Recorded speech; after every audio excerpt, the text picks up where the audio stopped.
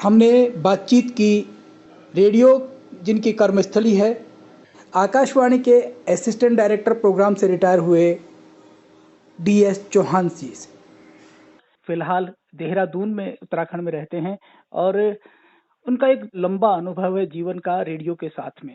चौहान साहब क्या कहेंगे रेडियो के आज के इस परिदृश्य के बारे में? अगर हम आज के परिदृश्य में रेडियो की बात करें तो रेडियो एक ऐसा सुलभ साधन है जो हर आदमी की पहुंच में है। और मैंने तो ये भी देखा है कि एक बार मुझे जो है केदारनाथ जाने का मौका मिला जी। तो मैंने केदारनाथ में देखा तो शाम का समय था, 5-6 बज रहा था और मैं एक दुकान पे चाय पी रहा था। तो दुकान वाले ने रेडियो लगा रखा, तो मैंने उससे पूछा, भाई ये रेडियो आप सुनते हैं? जी। तो उसने कहा कि साहब ये रेडियो ही तो हमारे जीवन का सहारा है, बाकी तो यहाँ अखबार तो पहुँचता भी नहीं है। मैं आपको एक अनुभव शेयर करना चाहता हूँ कि एक बार मुझे वैली ऑफ फ्लावर जाने का मौका मिला। तो वैली ऑफ फ्लावर में जब मैं पहुंचा तो एक जगह घांगरिया है, नाइट स्टे मेरा वहाँ था। तो मेरे पास एक छोटा सा रेडियो मेरे साथ लेके गया था जी। तो नाइट स्टे में जब मैंने अपना रेडियो को जो है मॉनिटर किया तो मुझे कोई भी स्टेशन नहीं मिल रहा था इंडिया का जो है। और वहाँ मुझे सिर्फ जो है मुझे वो सुनाई दे रहा था रेडियो चाइना। शाम के समय उन्होंने जो है एक होली के ऊपर प्रोग्राम किया था। जब उसको सुना मैंने, उसको चाइना का जो है हिंदी का प्रेजेंटेशन सुना तो मैं ताजुब रह गया जी। तो जब बाहर निकला, मैं घूमने फिरने लोगों से मिला तो उन्होंने कहा कि यहाँ साहब हिंदुस्तान का कोई स्टेशन जो है सुनाई नहीं देता है। ओहो।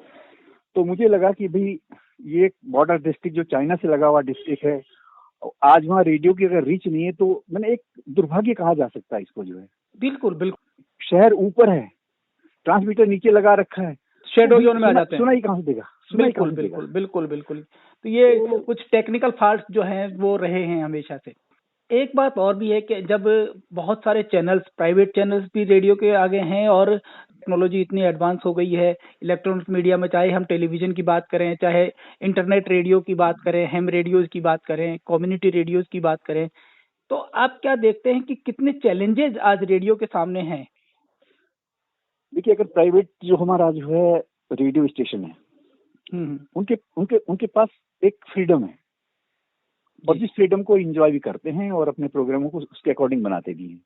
लेकिन जहाँ तक गवर्नमेंट के जो रेडियो स्टेशन हैं उसके ऊपर जो है बहुत सारी चीजें हैं, उनको अपना जो कोड फॉलो करना पड़ता है, उसके अनुसार ही उनको प्रोग्राम बनाने पड़ते हैं। और बहुत सारी चीजें ऐसी है कि इसमें थोड़ा सा सरकार को भी चाहिए कि इसको चेंज करें, इसमें कुछ नया परिवर्तन लाएं।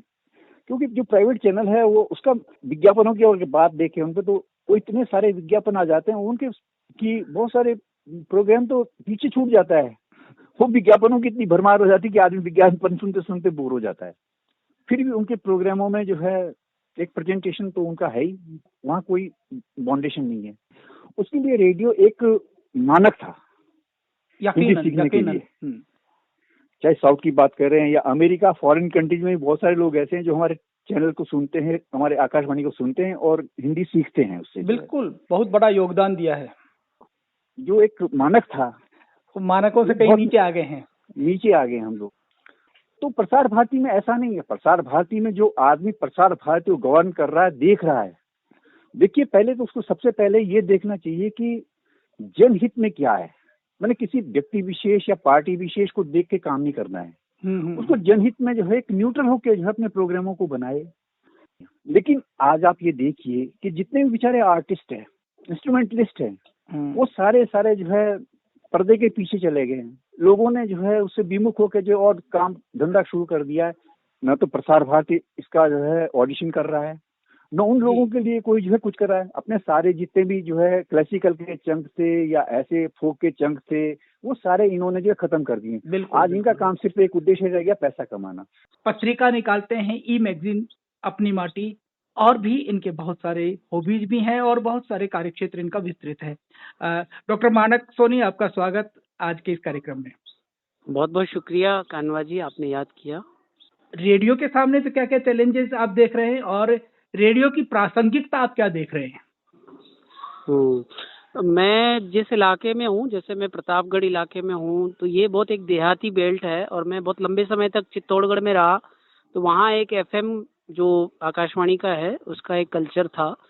तो ये इलाका वाइज अलग अलग निर्भर करेगा। मुझे लगता है कि जो मेट्रो सिटीज है वहाँ पर जो जिस तरह का एफएम कल्चर आ गया है लोकल रेडियो स्टेशन का, तो वो तो डे टू डे जिंदगी में मनोरंजन के साथ साथ सूचनाएं देने में बहुत हद तक लगातार बना हुआ है और लोग उसके जुड़ाव में हैं। लेकिन बहुत सारा इलाका ऐसा है जहाँ पर अभी लोकल रेडियो स्टेशन की पहुंच नहीं है। रेडियो के बजाय लोग इंटरनेट के जरिए मनोरंजन ढूंढने में या सूचनाओं को प्राप्त करने में जो सोशल मीडिया के प्लेटफॉर्म है उनमें अपना ज्यादा समय दे रहे हैं। और मोबाइल की पहुंच हमको लगता है कि सब जगह पहुंच गई है, लेकिन अभी भी जो एंड्रॉयड मोबाइल है वो सब जगह नहीं पहुंचा है। तो ये एक बड़ा सत्य है। तो अभी बहुत काम करने की जरूरत है। हितेश मावानी जो कि आकाशवाणी राजकोट में कार्यरत हैं कार्यक्रम अधिकारी के तौर पर। हितेश जी, स्वागत है आज हमारे इस कार्यक्रम में आपका। नमस्कार योगेश जी। रेडियो एक सशक्त माध्यम के रूप में हमारे सामने उभर रहा है। आज रेडियो हमारे मोबाइल में सिमट गया है। पूरा जो गिर फॉरेस्ट एरिया है वहाँ आज की तारीख में भी अंदर के एरिया में इलेक्ट्रिफिकेशन नहीं हुआ है जी। तो वहाँ टेलीविजन की रीच नहीं है, न्यूज़पेपर नहीं पूछते, तो वहाँ आज की तारीख में भी रेडियो है, रेडियो ही पहुंचता है। एक और बात भी हम आपसे जब आपने जिक्र किया है तो कच्छ भुज में जो भूकंप आया था बहुत पहले, और लातूर और ओस्मानाबाद में जो भूकंप आया था उसमें भी शायद रेडियो ने बहुत बड़ा योगदान दिया था। योगेश जी, आपने बहुत अच्छा एक मतलब पास मेमोरी हुई है कि ये जो अर्थक्वेक था काफी पावरफुल था और बहुत नुकसान हुआ था। मैन पावर लॉस था और रिसोर्सेज भी लॉस हुआ था। योगेश जी, उसके साथ ही मैं रिलेट करता हूँ कि ये जो सुनामी है ना, उसमें हमारे भारत सरकार ने सैटेलाइट के ये जो पूरा चेन है उसकी वजह से एक early tsunami warning system develop किया है। मतलब पूरा जो हमारे कोस्टल एरिया है वहाँ के जो आकाशवाणी रेडियो स्टेशन है वो सैटेलाइट सिस्टम के साथ जुड़े हुए हैं। और मैं डिजास्टर में जो आकाशवाणी का रोल है उसकी बात करूं तो 2004 में जब ओडिशा में साइक्लोन आया था, it was a super cyclone. तो उसमें more than 10,000 people they lost their lives. लेकिन फिर बाद में world health organisation, central government, state government, NGO और फिर ये सैटेलाइट की टेक्नोलॉजी से ये अर्ली सुनामी वार्निंग का आ गया, साइक्लोन का भी आ गया। तो बाद में अभी 2 साल पहले आया था ओडिशा में सुपर साइक्लोन। तो ये जो आप कह रहे हैं कि जो रेडियो स्टेशन से कोस्टल एरियाज के और बॉर्डर एरियाज के उनको सुपर साइक्लोन के इस तरह की जो चीजें आती है चाहे सुनामी हो, उसको सैटेलाइट से लिंक से रेडियो को चैनल्स को बताया जाता है कि ऐसा होने वाला है, तो वो उसको प्रसारित कर देते हैं। हाँ, मैन पावर इवैक्यूएशन था, लोगों को सही सलामत जगह पर पहुंचाने का कार्य, वो रेडियो ने बहुत बखूबी उसका रोल निभाया।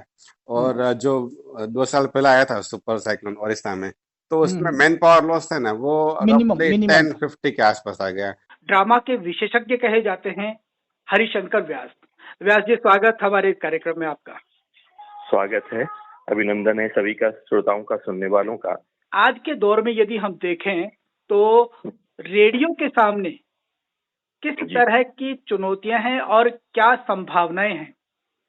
चुनौतियों का जहां तक सवाल है तो कोई चुनौती नहीं है, क्योंकि रेडियो वो मदर है, वो भूमि है जिसने सबको जन्म दिया है। रेडियो ड्रामा जो होते थे वही सीरियल्स होते थे, और उन्हीं को देख के, उसी की बेल के ये समझिए आप कि ये अलग अलग डालियां हैं और कुछ भी नहीं है।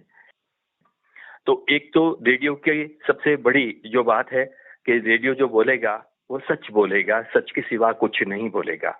और जहां तक इंटरनेट रेडियो की बात है तो ये एक अलग क्रांति है। तकनीक टेक्नोवर्ल्ड में हम जी रहे हैं। पहले सीमाएं थी, वो सीमाएं टूट गई हैं। ग्लोबल वर्ल्ड की हम बात करते हैं तो वो बात यहाँ आ गई है कि इंटरनेट ने एक ऐसी जादूगरी दिखाई है कि हमारा रेडियो दुनिया के प्रत्येक कोने में पहुंच सकता है। हमारी सीमाएं होती थी, आपने काम किया है, आप जानते हैं, FM, AM, शॉर्टवेव, ये सारी की सारी चीजें उनकी सीमाएं होती थी। पर इंटरनेट रेडियो की कोई सीमा नहीं है। जहां इंटरनेट उपलब्ध है वहां वो परिव्याप्त है, वो सुना जा सकता है। और नवागत आयामों को हम जोड़ रहे हैं। यानी इंटरनेट रेडियो दो तरह से हैं। एक आप क्लाउड बेस्ड है कि आप अपने प्रोग्राम्स को क्लाउड में डाल सकते हैं। एक लाइव स्ट्रीमिंग होती है। इसमें जो आपका ऐप होता है, उस ऐप को ओपन करिए और गूगल प्ले स्टोर से आप उसको ऐप को डाउनलोड किया जा सकता है। तो ये इंटरनेट की सबसे बड़ी क्रांति है और इससे हम आगे बढ़ेंगे। और हम तो ये देख रहे हैं, और हमने और आपने तो देखा है कि कहाँ से हम चले थे और कहाँ तक आ गए और कहाँ जाएंगे। आगे क्या होने वाला है, उसके लिए हम बड़े उत्सुक हैं। हमें उम्मीद है आपको ये कार्यक्रम पसंद आया होगा। अब योगेश कानवा को दीजिए अनुमति। नमस्कार।